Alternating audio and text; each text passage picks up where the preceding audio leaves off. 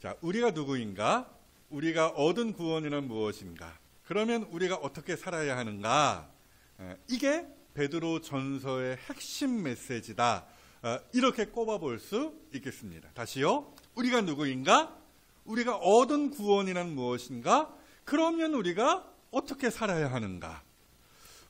여느 성경에서 우리가 흔히 이제 쉽게 들을 수 있는 메시지인데요. 그럼에도 본 서신이 이 베드로 전서가 박해를 받고 있거나 혹은 곧 박해를 받을 성도들에게 주어진 성경이라는 사실을 우리가 염두에 둔다면 살짝 이야기는 달라질 것입니다. 보통 본 서신이 작성된 그 때를 주후, 기원 후 64년경으로 보는 것인데요. 때는 언제냐? 로마의 그 황제, 네로 황제의 치하였습니다. 그리고 그 네로 황제 때로부터 이후로 약 300년간 그리스도인들이 정말 심한 박해를 받았습니다. 어디선가 보셨을 거예요. 기독교인들이 사자 밥이 된다든지 아니면 불에 타서 죽임을 당한다든지 아니면 십자가에 매달려 예수님처럼 또 베드로처럼 베드로가 네로 황제 치하에서 죽었다라고 그렇게 이제 전해지거든요. 어찌되었건 그렇게 많은 성도들도 마찬가지로 십자가에 못 박혀 죽곤 했어요. 하여튼 바로 그 네로 황제 때로부터 끔찍한 박해가 요이땅하고 시작될 때쯤 본서신 이 베드로 전서가 작성되었다라는 거예요. 그렇죠? 이미 박해가 시작되었을지도 몰라요. 아니면 곧 박해를 앞두고 있는 그 시점이었다라는 것이죠. 그런데 베드로는요, 이 급박한 상황에서 돈을 모으라든지 아니면 인맥을 쌓으라든지 흔히 처세라고 하잖아요. 이런 식의 이야기를 이 베드로 전서 가운데에서 하지 않아요. 그래서 아까 말씀드렸죠. 사도 베드로는요, 딱 세 가지 이야기하는 거예요. 우리가 누구인가? 그리고 우리가 받은 그 구원이란 무엇인가? 그리고 우리가 어떻게 살아야 하겠는가? 이 박해하는 이 세상 속에서 우리가 어떻게 살아야 하겠는가? 성도의 정체성과 우리가 얻은 구원의 확실함과 성도의 거룩한 행실에 대하여 가르치더라는 것입니다. 무슨 말씀입니까? 고난이 닥칠 때 돈, 인맥, 물론 이런 거 좋고 편리한 것이지만 무엇보다도 우리가 누구인지 또 우리가 얻은 구원이 무엇인지를 아는 것이 참으로 중요하다는 거예요. 그래야 우리가 이 세상 속에서 우리를 박해하는 이 세상 속에서 무너지지 않고 믿음을 포기하지 않고 그리스도인답게 거룩하게 하나님이 기뻐하시는 삶을 살아갈 수 있기 때문이죠. 그래서 오늘 그리스도인으로서 살아가기에 참 힘겨운 이때 이 베드로 전서를 잠깐 살피며 이게 찍먹이라고 하죠. 살짝 이렇게 찍어서 먹어보며 세상을 이길 지식과 지혜를 얻기 원하는 것인데요. 그래서요, 오늘 우리가 이 베드로 전서를 통하여서 얻는 꼭 우리에게 필요한 메시지, 그것이 무엇이냐? 첫 번째, 따라해 보십시오. 우리는 택하심을 받은 나그네다. 자, 1절 보십시오. 사도 베드로가 성도들에게 인사를 하며 베드로 전서의 그 포문을 열면서 성도를 뭐라고 호칭하는지 보세요. 예수 그리스도의 사도 베드로는 본도, 갈라디아, 갑바도기아 지역입니다. 어찌되었건 아시아와 비두니아에 흩어진 나그네. 무슨 말입니까? 어렵지 않습니다. 크게 세 가지 정도로 설명할 수 있겠는데요. 먼저 나그네란 사회적으로 낮은 위치에 있는 사람들이라는 뜻입니다. 그 당시에 그런 사람들을 나그네라고 했어요. 또 시민이라면 당연히 가질 수 있는 그 모든 법적인 권리 뭐 있잖아요. 뭐 참정권이라든지 뭐 하여튼 등등등 그 모든 권리를 가지지 못하는 사람들을 나그네라고 했다라는 거예요. 그리고 짧은 시간 동안 그 땅에 잠시 머무는 일시적 거주자들을 나그네라고 했어요. 다른 말로 뭐 외국인, 뭐 거류민이라고 하죠. 물론 이 나그네라는 단어를 딱 보고 듣고서 야 그래 우리 그리스도인들은 나그네지. 맞아요? 틀려요? 맞아요. 저 무슨 의미에서 맞습니까? 야, 이 땅에선 나그네고 그러니까 잠시 이 땅을 스쳐 지나가듯 머물다 가는 그렇죠? 사람들이다라는 거예요. 우리의 본향은 저 하늘에 있다라는 것입니다. 그런 식으로 저 나그네라는 구절을 이해하셔도 무방합니다. 그런 식으로 설교를 펼쳐나갈 수도 있는 거예요. 히브리서 11장에 그 이야기를 하죠. 모든 믿음의 사람들이 이 땅에서는 뭐다? 나그네. 외국인이요 나그네다. 히브리서 11장에 그 말씀이 있어요. 맞죠? 우리는 나그네입니다. 우리의 본향은 그래서 저 하늘이다 라고 말할 수 있는 거예요. 우리는 여기에 영원히 머무르는 사람들이 아닙니다. 사도 바울도 그 이야기를 했어요. 빌립보서 3장에서 뭐라고 했어요? 우리의 시민권은 하늘에 있는지라. 저 말이 야 우리 나그네야. 그 이야기를 하는 것이죠. 그런데요. 뭐 이런 거 저런 거 따지기 전에 베드로 전서를 받은 이 성도들, 그렇죠? 이 성도들의 실제적인 사회적 지위가 나그네와 같았던 것으로 보입니다. 많은 학자들이 그렇게 분석을 해요. 그러니까 쉽게 말씀드리면은 베드로 전서를 받아 읽었던 당시 뭐 본도 뭐 어디예요? 뭐 갑바도기아, 뭐 아시아, 뭐 비두니아 이쪽에 있었던 이 그리스도인의 형편은 정말로 말 그대로 별 볼 일 없었다라는 거예요. 내세울 것 하나도 없었다라는 것이죠. 그저 그런 인생이었다라는 말이에요. 그러나 여기에 반전이 있으니 본문 2절 보실까요? 자, 뭐라고 되어 있어요? 뭐라고 되어 있는데 이따가 다 보실 거예요. 그것보다도 지금 당장 우리가 주목할 부분은 어디냐? 제 굵은 글씨로 저기에 써놨죠. 택하심을 받은 자들. 그러니까 아까 1절과 연결지어서 정리를 다시 해보면은 그래 우리 나그네야. 그렇죠? 그래 우리 가진 것도 없고 돈도 없고 뭐 인맥도 없고 뭐 또 사람 빽도 없는 뭐 권리도 없는 뭐 그런 사람들이야. 뭐 보태준 거 있어? 뭐 그렇게 이제 이야기하잖아요. 그런 거예요. 별 볼 일 없는 사람들이야. 하지만 우리는 뭐다? 택하심을 받은 사람들이다 라는 것이죠. 지금 무슨 말씀을 하고 있는 것입니까? 성도의 정체성에 관한 이야기를 하는 것이죠. 즉 우리가 이래 봬도 얼마나 특별하고 대단한 사람들인지를 지금 사도 베드로가 이야기해주고 있는 것이에요. 사랑하는 여러분, 맞습니다. 성도는 뭐 어떤 면에서 나그네와 같아요. 그러니까 제가 지금 설교의 그 어떤 기조에 맞춰서 다시 말씀을 드리면은 이 땅에서는 내세울 것이 별로 없고 한마디로 뭐 그저 그런 인생을 살아가는 사람들, 그런 사람들이 성도라고 할 수 있겠어요. 하지만 그것이 전부가 아니다라는 것이죠. 우리는 택하심을 받은, 누구의 택하심을 받은 거예요?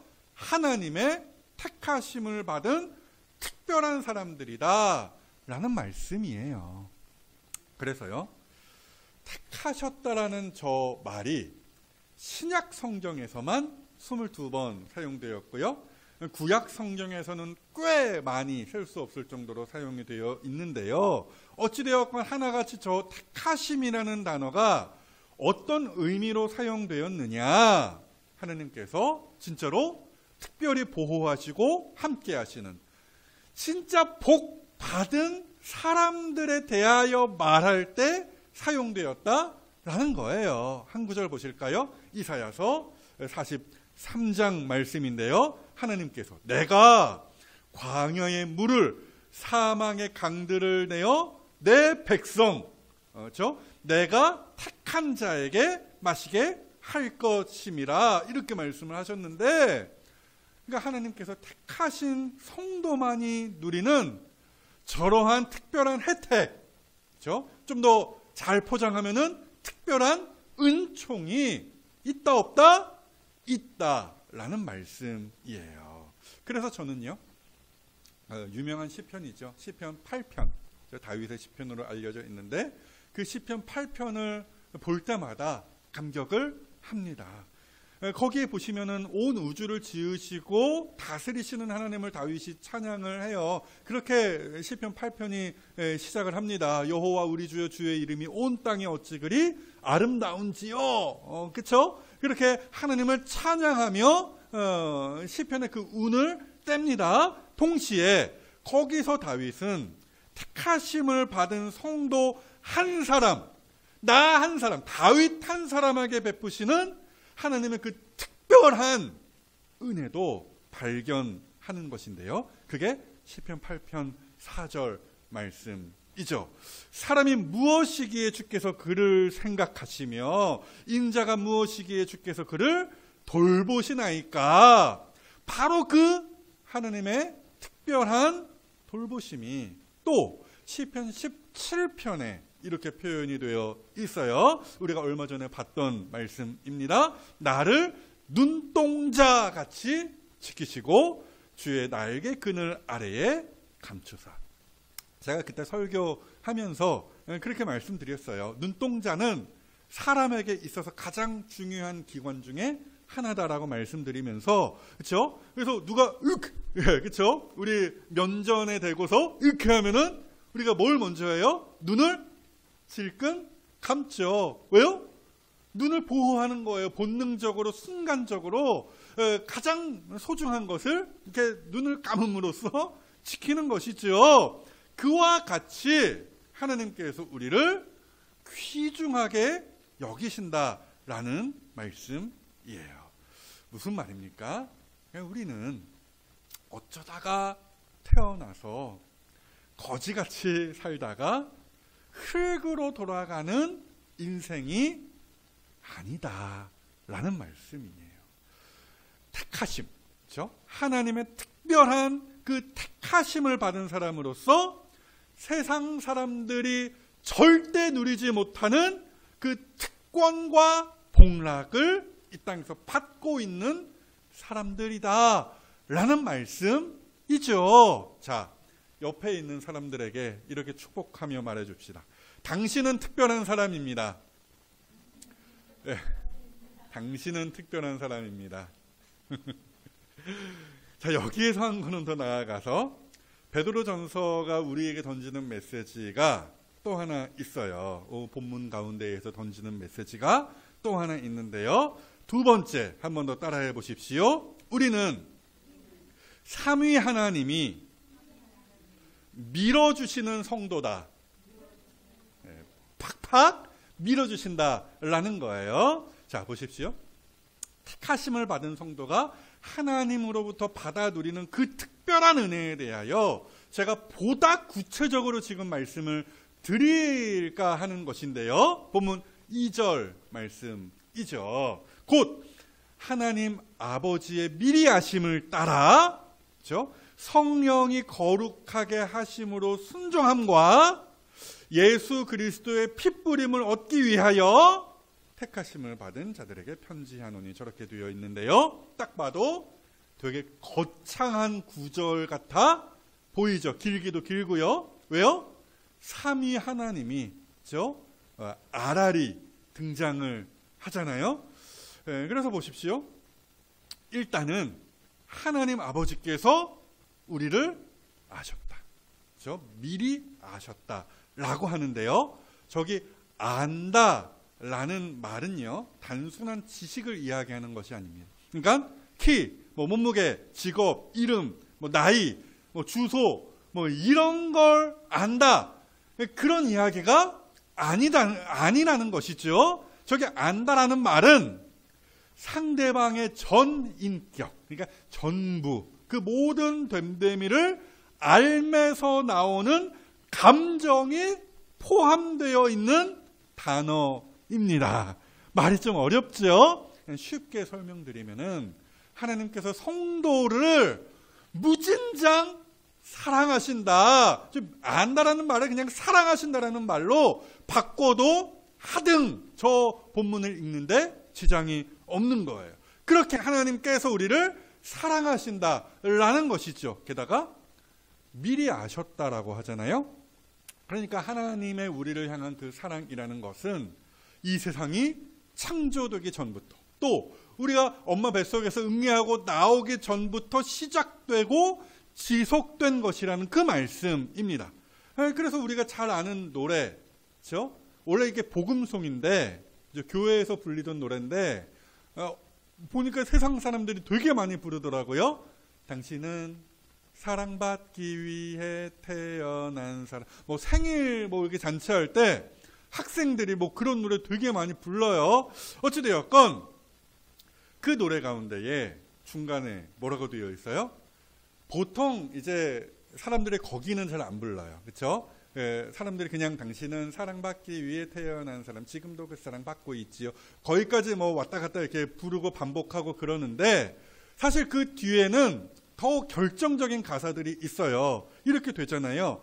태초부터 시작된 하나님의 사랑은, 그러면서 어쩌고저쩌고 이렇게 하는데요. 하나님의 사랑 언제부터 시작되었다? 태초부터. 엄밀하게 따지면 태초 전부터 시작되었다. 말 맞추기가 어렵잖아요. 태초 전부터 시작된, 이렇게 하면 이제 가사가 좀 안 맞으니까 적당하게 태초부터 시작된 이런 식으로 가사를 만들어낸 것 같은데 그 얘기예요. 그렇게 하나님께서 우리를 옛날부터, 우리가 이 세상에 태어나기 전부터 끔찍이도 사랑하셨다라는 말씀이지요. 그리고 우리는 이 말을 앞서 언급된 그 1절의 택하심과 연결지어 볼 수도 있는 것인데요. 1절이 아니었죠. 어찌되었건 2절 그 끄트머리에 있는 택하심과 미리 아심을 연결시켜 볼 수도 있는 것인데요. 그러니까 우리는 이렇게 하나님께 물을 수 있는 거예요. 왜 나 같은 것을 택하셨습니까? 왜 나를 구원하셨습니까?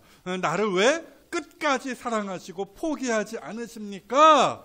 이렇게 사는데, 이렇게 모자란데, 이렇게 연약한데 왜 그렇게 끝까지 나를 붙들어 주십니까? 라고 우리가 하나님께 묻는다면 하나님의 대답은 딱 하나라는 것이죠. 뭐예요? 야, 내가 너를 사랑하니까. 그렇죠? 오빠 왜 나랑 결혼했어? 내가 너를 사랑하니까. 그렇죠? 멋있죠, 우리 하나님. 그죠? 제가 멋있다는 게 아니에요. 하나님께서 사랑하니까 너를 그렇게 우리에게 말씀하신다라는 것입니다. 사랑하는 여러분, 꼭 기억하십시오. 우리가 어떤 사람들이라고요? 성도의 정체성 중에 그 하나. 우리가 어떤 사람들이라고요? 하나님 아버지의 풍성한 사랑, 그 영원한 사랑을 이미 받아 누리고 있는 사람들이다 라는 말씀이에요. 뿐만이 아니죠. 저기 보시면은 저 2절에 또 한 분의 하나님, 삼위일체 그 하나님 가운데에서 또 한 분의 하나님이 거명이 되는 것인데요. 2절 중간을 보니까 성령이 거룩하게 하심으로 순종함과 이렇게 되어 있어요. 어찌되었건 성령 하나님이 저기에 거론되어 있습니다. 무슨 말씀이냐?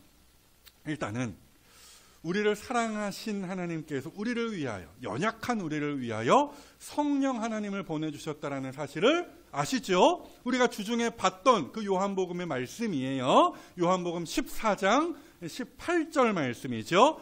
내가 예수님께서 그 제자들에게 동시에 우리에게 하시는 말씀이기도 하죠. 너희를 고아와 같이 버려두지 아니하고 너희에게로 오리라. 그렇죠? 그래서 오신 분이 누구신 거예요? 성령 하나님이시다라는 거예요. 자, 그분이 그 성령 하나님께서 우리에게 오셔서 우리 안에서 하시는 일이 무엇이냐? 거룩하게 하시는 것이다 라는 말씀이 아까 2절에 있었던 것이죠. 그냥 쉽게 말씀드리면 이거예요. 우리를 그리스도인으로서 더 성장시키신다, 더 나은 그리스도인으로 변화시켜 가신다라는 것이죠. 그래서 보십시오. 우리의 지나온 그 신앙의 여정, 뭐 얼마나 되셨는지 제가 다 셈하여 드릴 수 없지만 어찌되었건 그 모든 신앙의 여정들을 돌아보면 그저 들쭉날쭉한 것 같잖아요. 어떨 때는 쫙 이렇게 은혜 받아야지고 막 이렇게 하늘을 날아오르는 것 같다가도 또 좀 며칠 지나면은 땅에 팍 꼬꾸라지고 낙심하고 근심하고 막 시험에 들고 막 상처받고 그렇게 또 사망의 음침한 골짜기를 걷는 것과 같이 또 살다가 그렇죠? 그래 들쭉날쭉 그렇죠? 하는 것 같죠. 그런데 자세히 보면 그렇죠? 그 와중에서도 잘하고 있다는 거예요. 그렇죠? 그냥 맨날 똑같은 위치를 왔다 갔다 하는 것이 아니라 들쭉날쭉 하면서 가만히 보면은 조금씩 우상향이라고 하나요? 성장하고 있다라는 거예요. 이게 다 누구 덕분이라는 것입니까? 우리와 끈질기게 함께 하시는 성령님 덕분이다라는 거예요. 성령님께서 때로는 우리가 이 말씀을 볼 때 깨닫게 하시는 것이고요. 또 우리의 죄를 뉘우치게 하시는 것이고요. 거기다가 감동하심으로써 우리를 점차 변화시켜 가신다라는 것이죠. 그리고 마지막으로 또 한 분의 하나님이 본문에 언급이 되는데요. 본문 2절 다시 한번 넘겨보실까요? 자, 뭐라고 되어 있어요? 하나님, 성령님, 다 지금 우리가 살펴봤어요. 하나님께서 우리를 저렇게 오래전부터 끔찍이도 아끼시고 사랑하신다. 또 성령님께서 우리를 거룩하게 하신다, 성장하신다, 순종함까지 나아가게 하신다라는 것이고요. 그 다음 예수 그리스도의 피뿌림, 저기에서 예수 그리스도 성자 하나님이 등장을 하더라, 이 이야기입니다. 여러분, 우리는 여전히 연약해요. 당장 지난 며칠간의 삶을 돌아보십시다. 우리는 자꾸 딴 길로 가려고 했죠. 이 땅의 것이 전부가 아님을 분명히 알면서도 이 땅의 것에 집착을 하곤 했어요. 하나님이 그래 나를 사랑하신다 했지. 하나님이 이처럼 세상을, 우리를 사랑하사 독생자를 주셨지. 분명히 알면서도 때로는 그 사랑을 외면할 때가 있었다 없었다? 있었다. 그 결과 지난 한 주간 어쩌면 우리는 그 거룩함과 동떨어진 삶을 살았을지 모릅니다. 바로 그러한 성도의 연약함을 너무나 잘 아시는 하나님께서 성령의 거룩하게 하심과 함께 또 하나의 은총을 우리에게 베푸신다라는 것인데요. 그것이 무엇이냐? 바로 예수 그리스도의 피뿌림의 은총이다라는 말씀이에요. 자, 피뿌림 하면은 뭐가 떠오르십니까? 구약의 그 제사, 그죠? 구약 시대 때 성도들이 드렸던 그 예배가 떠오르죠. 구약 시대 때 뭐 소나 뭐 염소나 양, 그렇죠? 이런 것들을 잡아서 희생 제사를 드리고 제단이나 혹은 그 안에 있었던 법궤의 그 뚜껑, 흔히 이제 시은좌라고 하거든요. 거기에 그 피를 뿌렸습니다. 그런데요, 오늘 본문의 경우는 그것과는 다른 이야기입니다. 본문의 핏부림은 그 제단이나 법궤 위가 아니라 사람에게 뿌리는 핏부림이다라는 것이죠. 그래서요, 구약 성경을 가만히 이렇게 열어서 연구해 보면은 사람에게 핏부리는 예식이 몇 가지가 있었어요. 특별히 사람을 깨끗하게 할 때 사람에게 피를 뿌렸는데요. 대표적으로 나병 환자를 정결하게 한, 깨끗하게 하는 예식으로서 핏부림의 예식이 있었습니다. 그러니까 무슨 얘기냐? 외부의 어떤 항시적인, 그렇죠? 어떤 그런 습관적인 오염 혹은 병, 죄악으로부터 사람을 깨끗하게 하는 핏부림이라는 예식이 구약시대 때 있었고, 오늘 본문에 있는 핏부림이 바로 그것과 직결되는 것이다 라는 말씀입니다. 그래서 보십시오. 성령님께서 우리와 함께 하심으로 우리를 거룩하게 하시지만 이내 우리는 더럽혀집니다. 그렇죠? 세상에 나아가서 죄를 지으며 산다라는 것이죠. 성령님의 거룩하게 하시는 그 능력이 부족하다라는 거 아니에요. 그만큼 우리가 연약하다라는 것이죠. 그런 우리에게 매일의 핏부림이 필요하다라는 말씀이에요. 말인즉 예수님께서 다시 십자가에 달려서 피를 흘리시고 돌아가셔야 되는가, 그런 이야기가 아니라 성도는 예수 그리스도의 피의 공로를 힘입어 언제든 회개하고 하나님께로 나아가는 은총을 누릴 수 있다라는 이야기입니다. 달리 표현하면 성도를 깨끗하게 하는 그 핏부림의 은총이 우리에게, 성도에게 항상 언제나 활짝 열려 있다라는 이야기죠. 사도 요한이 요한일서에서 같은 말을 하는데요. 거기에서 이제 사도 요한이 성도의 거룩한 삶에 관하여 쭉 이렇게 가르치면서 이런저런 이야기를 했어요. 그래, 우리 연약하다. 그래, 우리 죄 많이 짓는다.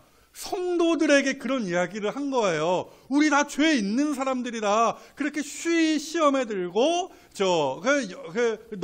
넘어지고 자빠지는 그런 사람들이다. 오케이, 다 모든 거 인정합니다. 그러나 우리는, 성도는 그리스도의 피의 능력으로 언제든 다시 일어날 수 있는 사람들이다. 그게 요한일서 1장 7절 말씀이죠. 그 아들 예수의 피가, 오늘 이 베드로전서 본문과 직결되는 말씀이다라고 보시면 돼요. 그 피가 우리를 그 모든 죄에서 깨끗하게 하실 것이요.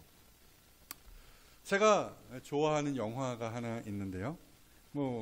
제가 몇 번 설교할 때 지금까지 쭉 꾸준히 설교해 오면서 몇 번이고 언급한 그 영화입니다.